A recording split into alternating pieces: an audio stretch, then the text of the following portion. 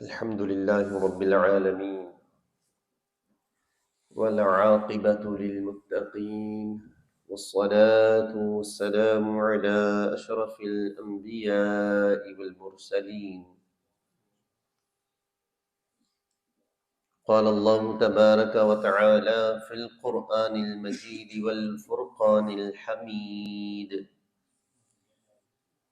قل هل يستوي الذين يعلمون والذين لا يعلمون. صدق الله مولانا العظيم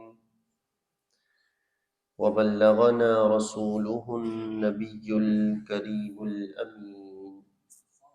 قال الله تبارك وتعالى في شان حبيبه: إن الله وملائكته يصلون على النبي يا أيها الذين آمنوا صلوا عليه وسلموا تسليما. اللهم صل على سيدنا ومولانا محمد وعلى آل سيدنا ومولانا محمد وبارك وسلم.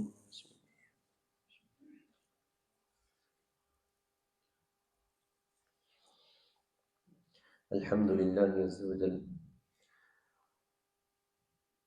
جیسا کہ آپ سماعت کر چکے ہیں کہ آج کی ہماری یہ نشست خاص طور پر ایصال ثواب کی نشست ہے، اور اصل میں خراج عقیدت ہے حضرت علامہ مولانا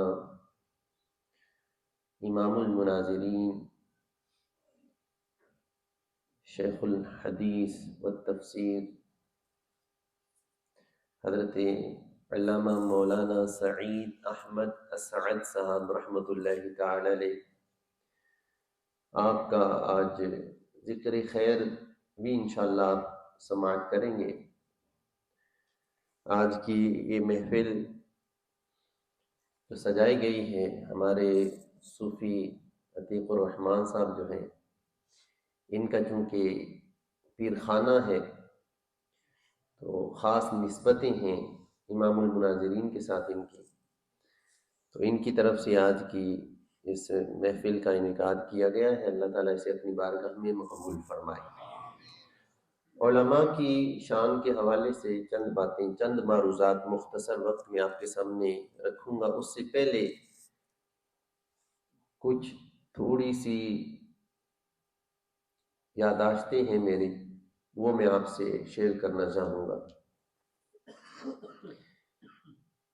طالب علمی کے زمانے میں غالباً عالم کورس کا کوئی تیسرا چوتھا سال ہوگا، کراچی کی یہ بات میں کر رہا ہوں، تو ہمیں پتہ چلا کہ امام المناظرین حضرت علامہ مولانا سعید احمد اسعد صاحب رحمۃ اللہ تعالی علیہ، ان کے بارے میں پتہ چلا کہ یہ تشریف لا رہے ہیں،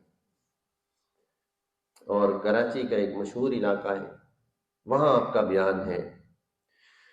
تو جو خاص طور پر جو دین پڑھنے والے طلباء ہیں نا، اور جو علماء ہیں، وہ آپ کے بیانات کے اندر بڑے ذوق اور شوق سے شرکت کیا کرتے تھے۔ اس کی بہت ساری وجوہات تھیں۔ ایک وجہ تو یہ تھی کہ آپ کا جو بیان ہوتا تھا اس ابتدا سے لے کر انتہا تک وہ بھرپور دلائل کے ساتھ مزین ہوتا تھا، اور دوسری بڑی قیمتی جو چیز ہوتی تھی، جو طلباء کے لیے اور علماء کے لیے بڑی خاص چیز ہوتی تھی، وہ تھی آپ کی حاضر جوابی۔ بیان کے اینڈ پر آپ فرمایا کرتے تھے کہ جس نے جو پوچھنا ہے پوچھ لیں، تو پھر لوگ اٹھتے تھے اور پوچھتے تھے، اور واقعی جس کے جی میں جو آتا تھا وہ پوچھتا تھا، اور پھر آپ بڑا پیارا اور خوبصورت اور حکمت بھرا جواب ارشاد فرمایا کرتے تھے۔ تو وہ سب سے اہم نشست ہوا کرتی تھی۔ جب ہمیں پتہ چلا کہ آپ تشریف لا رہے ہیں تو رات کو محفل تھی، ہم سب گئے۔ یہ واحد بیان ہے کہ جو میں نے ابتدا سے لے کر انتہا تک آپ کا پورا بیان میں نے محفل کے اندر بیٹھ کر، آڈینس کے اندر بیٹھ کر سنا، طالب علم کیوں سنا۔ تو وہاں ہم جب پہنچے ٹھیک ٹھاک مجمع تھا، تعداد تھی، لوگ بہت زیادہ تھے. آپ کا بیان تھا میلاد النبی صلی اللہ علیہ وآلہ وسلم کے موضوع پر. مجھے جو یاد پڑتا ہے وہ کم از کم 2 گھنٹے سے زیادہ طویل آپ کا بیان ہوا، اور بیان کے آخر پر آپ نے سوال و جواب کا سلسلہ فرمایا. تو اس کے اندر بیان کے دوران آپ نے 2-3 مقامات پر اللہ تعالیٰ نے آپ کو آواز بھی بڑی پیاری عطا فرمائی تھی، اور قرآن آپ بڑا خوبصورت پڑھتے تھے. 2-3 مقامات پر آپ نے نعت شریف پڑھی. ایک وہ نعت شریف ہے نا، آمینہ بی بی کے گلشن میں آئی ہے تازہ بہار، ہم نے بھی بہت سنی تھی، اس سے پہلے بھی سنی تھی. لیکن جب کسی عالم دین، بعمل عالم دین کی آواز میں آپ اس طرح کا کلام سنتے ہیں، اور پھر اس سے پہلے اور بعد میں دلائل بھی دیے جا رہے ہوں، تو پھر لطف اور زیادہ بڑھ جاتا ہے. ایک یہ چیز، نعتیں بڑی سرور والی تھی، مجھے ابھی تک ان کا ذائقہ جو ہوتے ہیں نا، ٹیسٹ وہ یاد ہے. اور دوسری چیز، جب درمیان میں قرآن پڑھنے کی باری آتی تھی نا، تو ان کا جو انداز تھا قرآن پڑھنے کا، وہ بڑا لطف انداز تھا، بڑا پیارا انداز تھا. دلیل دینے کا انداز بہت خوبصورت انداز تھا. اور جب گفتگو ختم ہوئی، آخر پر ملاقات بھی ہوئی، تو وہ ایسی محفل تھی کہ ہم آپس میں جو طلباء تھی باتیں کر رہے تھے کہ یار جتنی دیر انہوں نے گفتگو کی ہے، پتہ ہی نہیں چلا کہ ٹائم کیسے گزر گیا ہے. اور ایک عجیب روحانیت محفل کے اندر. اللہ والوں کی باتوں میں یہ ساری چیزیں پوشیدہ ہوتی ہیں، حکمت بھری چیزیں ہوتی ہیں. آپ کی 2 باتیں صرف شیئر کرنا چاہوں گا. یہ تو آپ کے ایک وہ میں نے اپنی یادداشت آپ سے شیئر کی کہ جو ایک بیان جو میں نے شروع سے آخر تک پورا محفل کے اندر بیٹھ کر سنا، اور اس سے کیا تاثر تھا میرا، وہ میں آپ کے سامنے رکھا. ایک آپ کی بات، مجھے کسی بیان میں ہی آپ کی بات میں نے سنی، کوئی ویڈیو آڈیو کلپ کے اندر، بڑی پیاری مجھے لگی. ایک سمجھانے کا ہر کسی کا انداز اپنا ہوتا ہے، لیکن یہ جو بزرگ ہیں نا ہمارے اہل سنت کے، اللہ تبارک و تعالیٰ نے ان کو کمال کی حکمت عطا فرمائی، بڑی کمال کی گفتگو کیا کرتے ہیں. تو آپ کسی مناظرے کا حال سنا رہی تھی، کیونکہ آپ امام المناظرین ہیں، صحیح ہے، آپ کسی مناظرے کا حال سنا رہے تھے، اور سنیوں کا مناظرہ تھا دوسروں کے ساتھ، اور موضوع اس کا غالباً مجھے جو یاد ہے، وہ موضوع اس کا اختیارات مصطفیٰ تھا صلی اللہ علیہ وسلم. حضور علیہ الصلوۃ والسلام کو کس کس چیز کا اختیار ہے. تو آپ فرمانے لگے کہ ہمارے ایک سنی مناظر اہل سنت کے، ان کا مناظرہ طے ہو گیا کسی بد مذہب سے، جن کو حضور علیہ الصلوۃ والسلام کے اختیارات نظر نہیں آتے، ایسے اندھوں سے مناظرہ طے ہو گیا. تو آپ فرماتے ہیں کہ دن طے ہو گیا، وقت طے ہو گیا. تو جس دن مناظرہ تھا نا، اس دن جب سارے لوگ جمع ہوئے، مناظر بھی آ کر بیٹھ گئے. یہ سمجھنے والی بات ہے، حکمت والی بات ہے. آپ فرماتے ہیں کہ گفتگو شروع ہونے سے پہلے نا، وہ جو دوسرا مناظر تھا، وہ ہاتھ بٹھانے کے لیے باتیں کرنے لگا کہ میں نے ساری رات مطالعہ کیا، میں نے اتنی کتابیں دیکھی ہیں، اور میں نے یوں دلائل دیکھے اور یوں دلائل دیکھے. تو یہ جو سنی مناظر تھے نا، یہ فرمانے لگے کہ یہ بات سعید احمد اسد صاحب نے فرمائی کہ جو سنی مناظر تھے، یہ فرمانے لگے کہ دیکھو میری ایک بات سن لو. مناظرہ شروع کرتے ہیں، گفتگو شروع کرتے ہیں، لیکن اس سے پہلے میری ایک بات سن لو. لوگوں کو سمجھانے کے لیے انہوں نے بات کی. فرمایا کہ جتنا ٹائم تھا مناظرے تک، اتنا ٹائم یہ بھی کتابیں دیکھتے رہے ہیں، ہم بھی کتابیں دیکھتے رہے ہیں. ساری رات یہ بھی جاگتے رہے ہیں، ساری رات ہم بھی جاگتے رہے ہیں. ساری رات یہ بھی سو نہیں سکے، ہم بھی سو نہیں سکے. دلائل یہ بھی دیکھ رہے تھے ساری رات، دلائل ہم بھی دیکھ رہے تھے. قرآن و حدیث ساری رات یہ بھی اس کی چھان بین کرتے رہے، اور ساری رات قرآن و حدیث کی چھان بین دلائل کی روح سے ہم بھی کرتے رہے. لیکن ذرا غور کرو کہ یہ جو ساری رات جاگ کر کتابوں سے، قرآن اور حدیث سے تلاش کرتے رہے، وہ کیا تھا؟ یہ ساری رات یہ تلاش کرتے رہے کہ حضور علیہ الصلوۃ والسلام کو کس چیز کا اختیار نہیں تھا، اس کی دلیلیں ساری رات تلاش کرتے رہے.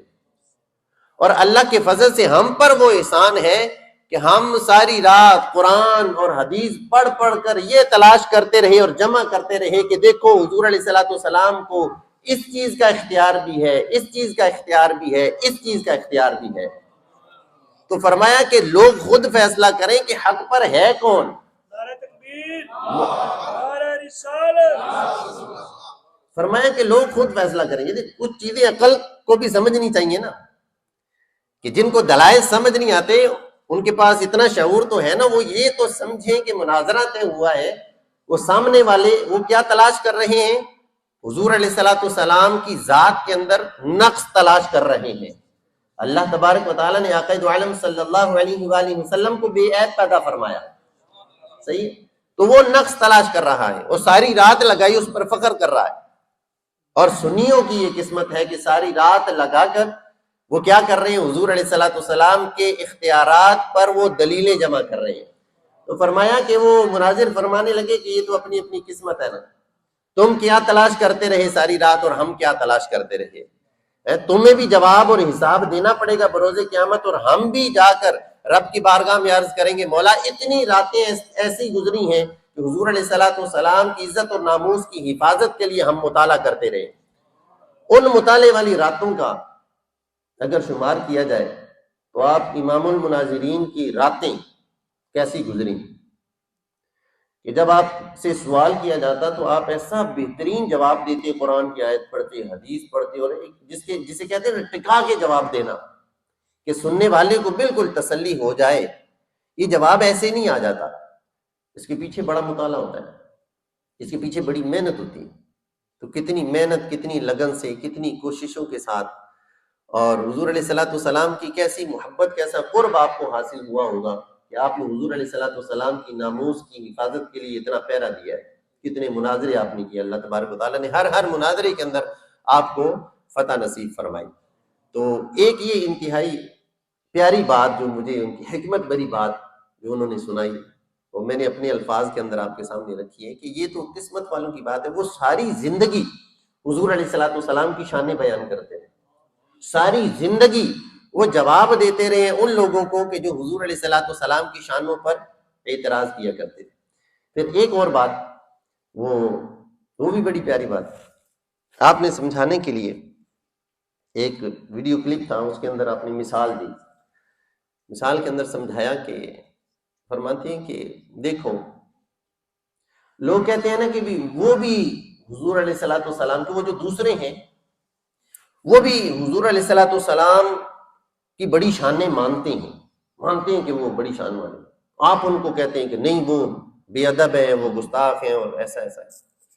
تو آپ فرمانے لگے کہ دیکھو کسی استاد کے دو شاگرد ہوں، ٹھیک ہے، دونوں ایک ہی استاد کے شاگرد ہیں. کسی محفل کی کسی مجلس کے اندر وہ اپنی استاد کی شان بیان کرتے ہیں یوں. ایک کہتا ہے کہ میرا استاد وہ بڑا کمال کا استاد ہے، اس کے پاس بڑا کمال کا علم ہے، وہ جب بھی اس سے سوال کیا جائے وہ ایسا جواب دیتا ہے کہ بس بندے کو آگے سوال کرنے کی حاجت ہی نہیں ہے. اور میں نے جب اپنے استاد سے کوئی سوال پوچھا ہے انہوں نے بہترین جواب دیا ہے. یعنی اپنی استاد کی شانیں بیان کر رہا ہے. ایک ہے یہ شاگرد. اور فرمایا ایک شاگرد یہ ہے کہ وہ کہتا ہے کہ میرا استاد ہے تو بڑا صاحب علم ہے، بڑا علم والا، لیکن میں نے ایک مرتبہ اپنے استاد صاحب سے فلاں مسئلہ پوچھا تھا تو ان کو جواب تو نہیں آیا تھا. میں نے ایک مرتبہ فلاں بات پوچھی تھی تو ان کو پتہ نہیں تھا، ان کو علم نہیں تھا. ہے بڑا علم والا، ہے بڑی شان والا میرا استاد، لیکن وہ فلاں مقام پر فلاں بات میں نے پوچھی تھی تو استاد جی کو پتہ نہیں تھا. آپ فرمانے لگے کہ ہیں دونوں ہی شاگرد، تعریف دونوں ہی کر رہے ہیں، لیکن ایک تعریف کے ساتھ کیا کر رہا ہے، استاد کا نقص بھی بیان کر رہا ہے. اب ذرا توجہ کرو اور غور کرو، جب استاد تک دونوں باتیں پہنچے دونوں شاگردوں کی، تو استاد کو کون سے شاگرد سے محبت ہوگی اور کس کی باتیں پسند آئیں گی کیا وہ جو عیب نکال رہا ہے یا وہ جو شانیں بیان کر رہا ہے؟ فرمایا یہی معاملہ نبی کریم صلی اللہ علیہ وآلہ وسلم کی شان بیان کرنے کا ہے کہ جب آقا دو عالم صلی اللہ علیہ وآلہ وسلم کی بارگاہ میں سنی جب شانیں بیان کرتے ہیں نا تو وہ انداز ہی پھر اور ہے۔ حضور علیہ السلام کی نگاہ کیسی ہوگی اہل سنت پر، محبت کیسی ہوگی۔ اللہ تبارک و تعالی ہم سب کو علماء کی قدر کرنے کی توفیق نصیب فرمائے۔ آج کے دن کی مناسبت سے چند باتیں مختصر وقت میں آپ کے گوش گزار کرنا چاہوں گا۔ اس کے بعد صوفی عتیق الرحمان صاحب سے بھی میں گزارش کروں گا کہ آپ کچھ یادیں ہوں، کچھ باتیں ہوں تو وہ آپ شیئر کریں، کیونکہ ان کا خاص طور پر نسبت ہے امام المناظرین سے، تو ہم بھی چاہیں گے کہ ہم بھی کچھ باتیں جو ہے وہ سماعت کریں۔ علماء کے حوالے سے میں چند گزارشات آپ کی بارگاہ میں کرنا چاہوں گا۔ اعلیٰ حضرت رحمۃ اللہ تعالی علیہ آپ سے فتاوی رضویہ شریف جلد 21 کے اندر سوال ہوا علماء کی توہین کے حوالے سے۔ لوگ، آپ نے سنا ہوگا کہ لوگ مختلف انداز اپنا کر، مختلف ہیلے بہانے تلاش کر کے نا علماء کی توہین کرتے ہیں۔ علماء کو بعض لوگ اپنے انداز میں کہتے ہیں مولوی۔ ہمارے معاشرے میں یہ لفظ تعظیم کے لیے استعمال نہیں کیا جاتا، رسپیکٹ کے لیے استعمال نہیں کیا جاتا، آپ بھی سمجھتے ہیں، کہتے ہیں مولوی لوگ، ملا لوگ، اس طرح کے الفاظ استعمال، حقارت سے ذکر کرتے ہیں۔ چاند کے مسئلے میں کیا کچھ لوگ باتیں کرتے ہیں، صحیح، علماء پر تہمتیں باندھتے ہیں۔ یہ چونکہ دیکھیں ہم ایک مجلس کے اندر بیٹھے ہوئے نا، ہمارا کام بنتا ہے کہ آپ تک ایک بات پہنچائیں، نہیں پہنچائیں گے نا تو ہماری پکڑ ہے، تو ہم اپنا فریضہ سر انجام دے رہے ہیں، اللہ کرے کہ دل تک بات پہنچ جائے۔ تو لوگ مختلف ہیلے بہانے تلاش کر کے نا تو علماء پر کچھ نہ کچھ باتیں کرتے ہی رہتے ہیں۔ اللہ تعالیٰ ان کو ہدایت دے۔ اعلیٰ حضرت رحمۃ اللہ تعالی علیہ کی بارگاہ میں سوال کیا گیا۔ دیکھیں اعلیٰ حضرت ہمارے امام ہیں، ٹھیک ہے، اب امام کی بات میں آپ کے سامنے رکھنا چاہتا ہوں۔ اعلیٰ حضرت رحمۃ اللہ تعالی علیہ فتاوی رضویہ شریف کے اندر نا علماء کی توہین کرنے والوں کے حوالے سے آپ نے فرمایا کہ 3 صورتیں بیان کی۔ فرماتے ہیں اگر عالم دین کو اس لیے برا کہتا ہے، کوئی شخص عالم دین کو برا کہتا ہے، اگر اس لیے برا کہتا ہے کہ وہ عالم ہے، عالم دین ہونے کی وجہ سے اسے برا کہتا ہے، اس سے نفرت کرتا ہے، اسے پسند نہیں کرتا۔ کئی لوگوں کے مزاج آپ نے دیکھے، ان کو نا علماء سے ایویں چڑ ہوتی ہے ایسے، میں اگر جانتا ہوں، یعنی میں نے اگر سنا اور دیکھا ہے تو آپ نے مجھ سے زیادہ دیکھا ہوگا، علماء سے ان کو عجیب ایک چڑ ہوتی، صحیح ہے۔ اعلیٰ حضرت فرماتے ہیں اگر عالم دین کو اس لیے برا کہتا ہے کہ وہ عالم ہے، یعنی وجہ کیا ہے برا کہنے کی، برا سمجھنے کی، نفرت کی وجہ کیا ہے؟ عالم ہونا، علماء سے ہے ہی کسی کو نفرت ہے، نعوذ باللہ۔ فرمایا جب تو سری کافر ہے، کیا ہے؟ کافر ہے۔ کتنی سخت بات ہے، پھر سنیں یہ جملہ۔ اعلیٰ حضرت فرماتے ہیں اگر عالم دین کو اس لیے برا کہتا ہے، یہ ادھر دل میں رکھنے کی بات ہے، کم از کم ہماری مجلس میں جو لوگ بیٹھے ہوئے ہیں یا جہاں جہاں تک ہماری آواز پہنچ رہی ہے، میں بڑے وثوق سے کہتا ہوں کہ انشاءاللہ میرے اللہ نے چاہا تو آج کے بعد، آئندہ کے بعد کبھی کسی بھی عالم دین کے بارے میں کوئی برا نہیں کہے گا، انشاءاللہ اللہ کرے دل میں اتر جائے ہماری بات۔ اعلیٰ حضرت فرماتے ہیں کہ اگر عالم دین کو اس لیے برا کہتا ہے کہ وہ عالم ہے، یعنی کسی کو عالم دین ہونے کی وجہ سے برا سمجھنا، برا کہنا، اعلیٰ حضرت فرماتے ہیں جب تو سری کافر ہے، بندہ مومن ہی لے ایمان سے نکل گیا۔ پہلی صورت کہ جب کسی کو عالم دین سمجھ کر، یوں عالم دین ہے اس وجہ سے آپ اس کو برا کہتے ہیں، تو کتنا سری سخت حکم ہے۔ دوسری صورت آپ فرماتے ہیں اگر بوجہ علم اس کی تعظیم فرض جانتا ہے، یعنی عالم دین ہونے کی وجہ سے دل دماغ اس کا قبول کرتا ہے کہ یار یہ عالم دین ہے، لہٰذا اس کی تعظیم مجھ پر کیا ہے؟ فرض ہے، تعظیم تو کرنی ہے میں نے کیونکہ عالم دین ہے۔ فرمایا اگر بوجہ علم اس کی تعظیم فرض جانتا ہے، یعنی فرض سمجھتا ہے کہ اس کی تعظیم کرنی ہے، مگر اپنی کسی دنیاوی خصومت یعنی دشمنی کے باعث برا کہتا ہے، یہ دوسری صورت ہے۔ یعنی عالم دین ہونے کی وجہ سے کسی عالم دین کے ساتھ بغض یا حسد نہیں کر رہا، عالم دین ہونے کی وجہ سے یہ سمجھتا ہے کہ میں نے اس کی تعظیم عزت رسپیکٹ کرنی ہے کیونکہ یہ عالم دین ہے، مجھ پر فرض ہے، میں نے تو تعظیم ہی کرنی ہے، عزت ہی کرنی ہے۔ لیکن دل کے اندر کوئی معاملہ ہے اس کے خلاف، اور اس کی وجہ یہ ہے کہ دنیاوی کوئی جھگڑا، کوئی معاملہ، کسی دنیاوی بات کی وجہ سے اس سے کوئی خصومت ہے، کوئی جھگڑا ہے، کوئی دشمنی ہے، ایسا معاملہ ہے، یا اس کو برا بھلا کہتا ہے۔ اعلیٰ حضرت فرماتے ہیں اگر ایسا کرتا ہے، یعنی صرف دنیاوی رنجش کی وجہ سے اگر گالم گلوچ تحقیر کرتا ہے، تو ایسا شخص سخت فاسق و فاجر ہے، اس کی بھی اجازت نہیں ہے۔ ایسا نہیں ہے کہ دنیاوی رنجش جھگڑا ہو تو پھر جو مرضی کہتے رہے، نہیں، ہم عالم دین ہونے کی وجہ سے تھوڑی کہہ رہے، ہم تو دنیاوی رنجش کی وجہ سے کہہ رہے۔ فرمایا ایسا شخص سخت فاسق و فاجر ہے۔ تیسری صورت فرماتے ہیں اگر بے سبب بلا وجہ رنج اور بغض رکھتا ہے، عالم دین سے علم دین کی وجہ سے بغض نہیں ہے، علم دین کی وجہ سے نہیں ہے، دنیاوی کوئی خصومت، کوئی جھگڑا بھی نہیں ہے، بس ویسے ہی پسند نہیں ہے، وہ فلاں مجھے پسند ہی نہیں ہے۔ فرمایا اگر بے سبب بلا وجہ رنج اور بغض رکھتا ہے تو اعلیٰ حضرت فرماتے ہیں ایسے شخص کے بارے میں تو وہ مریض القلب اور خبیث الباطن ہے، وہ دل کا مریض ہے، اس کا اندر گندا ہے۔ اور پھر فرمایا کہ اور اس یعنی خام خواہ بغض رکھنے والے کے کفر کا اندیشہ ہے، جو علماء سے ایویں بغض رکھتا ہے، مجھے پسند نہیں، علم دین کی وجہ سے نہیں، وہ تو پھر کفر میں چلا جائے گا اگر ویسے ہی برا سمجھتا ہے، ویسے ہی بغض رکھتا ہے۔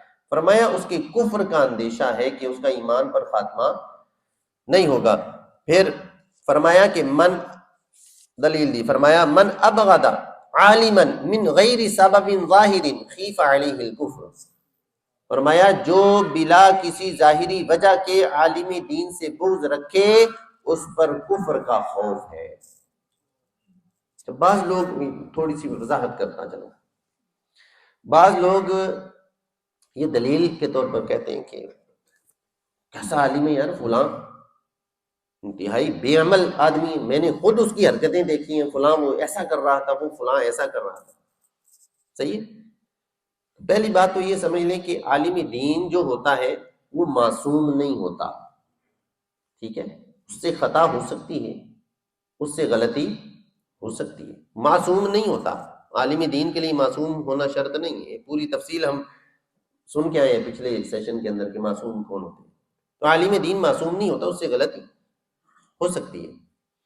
اعلیٰ حضرت رحمۃ اللہ تعالی علیہ نے علماء کی مثال دی۔ اعلیٰ حضرت فرماتے ہیں 21ویں جلد کے اندر ہی ایک مقام پر اعلیٰ حضرت فرماتے ہیں کہ اپنے الفاظ میں سمجھانے کے لیے عرض کرتا ہوں، فرمایا عالم دین اگر عامل بھی ہو، یعنی علم بھی ہے اور عمل بھی کرتا ہے علم پر، باعمل عالم دین جسے کہا جاتا ہے، فرمایا اگر عالم دین باعمل عالم دین ہے تو فرمایا اس کی مثال چاند کی طرح ہے، اس کی مثال چاند کی طرح ہے۔ کیسے؟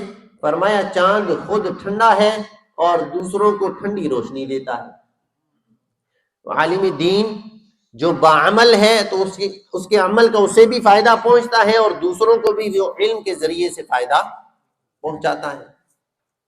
اور فرمایا اگر عالم دین خود بے عمل ہے عالم دین خود عمل نہیں کرتا، بے عمل ہے، بے عملی کا کوئی پہلو اس کے اندر پایا جاتا ہے، تو اعلیٰ حضرت فرماتے ہیں اگر خود بے عمل ہے تو ایسا عالم دین جو بے عمل ہے اس کی مثال شمع کی سی ہے، یہ چراغ کی مثال لے لیں، چراغ، بے عمل عالم دین کی مثال چراغ سے لے لیں۔ چراغ کیا کرتا ہے؟ خود جلتا ہے لیکن دوسروں کو روشنی دیتا ہے۔ فرمایا اگر وہ بے عمل بھی ہے تو اس کی بے عملی کا جواب کون دے گا؟ وہ خود۔ وہ جل رہا ہے خود، لیکن دوسروں کو اس سے صرف فائدہ ہی پہنچے گا، کیونکہ وہ عالم دین علم کی بات ہی بتائے گا۔ تو بہر صورت لوگوں کو علماء سے کیا ہے؟ فائدہ ہی ہے۔ اب آخر میں ایک حدیث پاک سماعت کر لیں۔ نبی کریم صلی اللہ علیہ وآلہ وسلم نے ارشاد فرمایا، یہ تنبیہ بھی ہے اس حدیث پاک کے اندر، فرمایا کہ مجمع الزوائد کے اندر جو الفاظ ہیں وہ آپ کے سامنے رکھتا ہوں۔ ارشاد فرمایا کہ صبح اس حال میں کرنا کہ تم عالم دین ہو۔ کیا ہو؟ عالم دین، مطلب یہ کہ یا عالم دین بن جاؤ، او متعلما، یا پھر طالب علم بن جاؤ کہ علماء سے علم دین سیکھو، طالب علم بن جاؤ، یا عالم دین بنو پہلا لیول، پھر طالب علم بن جاؤ۔ یہ دونوں نہیں بن سکتے تو فرمایا مستمعا، علماء کی باتیں سننے والے بن جاؤ۔ تیسرا، عالم بنو، طالب علم بنو، یا پھر علماء کے بیانات، علماء کی باتیں سننے والے بن جاؤ۔ یہ بھی نہیں بن سکتے، ٹائم ہی نہیں ہے، فرمایا محبا، تو علماء سے محبت کرنے والے بن جاؤ۔ چار گنوائے ہیں آقا دو عالم صلی اللہ علیہ وسلم نے۔ عالم بن جاؤ، نہیں تو پھر طالب علم بن جاؤ، نہیں تو پھر کم از کم علماء کی باتیں سننے والے بن جاؤ، نہیں تو پھر علماء سے کم از کم محبت رکھنے والے لازمی بنو۔ آقا دو عالم صلی اللہ علیہ وسلم نے چار گنوا کر ہم میں سے ہر کوئی چیک کرے نا، ہم کہاں ہیں، پہلے ہیں، دوسرے ہیں، تیسرے ہیں، چوتھے ہیں، اپنے آپ کا محاسبہ بھی کرے نا۔ عالم ہیں، طالب علم ہیں، یا علماء کی باتیں سننے والے ہیں، یا کم از کم محبت کرنے والے ہیں۔ فرمایا چار گنوا کر فرمایا لم تکن الخامسہ، فرمایا پانچویں نہ بننا، یعنی اپنے آپ کو ان چاروں کے اندر رکھنا، یا عالم بن جانا، یا طالب علم بن جانا، یا علماء کی باتیں سننے والے بن جانا، یا علماء سے محبت رکھنے والے بننا۔ پانچویں، یہ کون فرما رہے؟ حضور علیہ الصلوۃ والسلام کا فرمان۔ فرمایا پانچویں نہ بننا، پانچویں بنو گے تو ہلاک ہو جاؤ گے۔ ہماری باتیں تو ہو سکتا ہے ان کے اندر اتنی تاثیر نہ ہو، لیکن حضور علیہ الصلوۃ والسلام کی بات کے اندر بڑی تاثیر ہے، ٹھیک ہے؟ تو چار میں سے کوئی ایک بنے، پانچویں نہ بنے۔ آج اکثریت جو لوگوں کی جو ہے نا، لوگوں کی اکثریت وہ پانچویں بنے ہوئے ہیں، اور اسی وجہ سے بیڑا غرق ہوا ہوا ہے۔ پانچویں بنے ہوئے، عالم نہیں ہے، طالب علم نہیں ہے، علماء کی باتیں سننے والے نہیں ہیں، علماء سے محبت نہیں ہے، پانچویں بنے، پانچواں کوئی بھی ہے، پھر پانچویں بنے ہوئے۔ اور حضور علیہ الصلوۃ والسلام نے منع فرمایا پانچویں نہ بننا۔ اللہ تبارک و تعالی ہمیں جو علماء موجود ہیں، جو علماء حیات ہیں، اللہ تبارک و تعالی ہم سب کو ان کی قدر کرنے کی توفیق نصیب فرمائے، ان سے فیض لینے کی توفیق نصیب فرمائے۔ اللہ تبارک و تعالی جو کچھ سنا ہے اسے اپنی بارگاہ میں مقبول بھی فرمائے۔ اللہ تبارک و تعالی امام المناظرین کے درجات کو بلندیاں نصیب فرمائے۔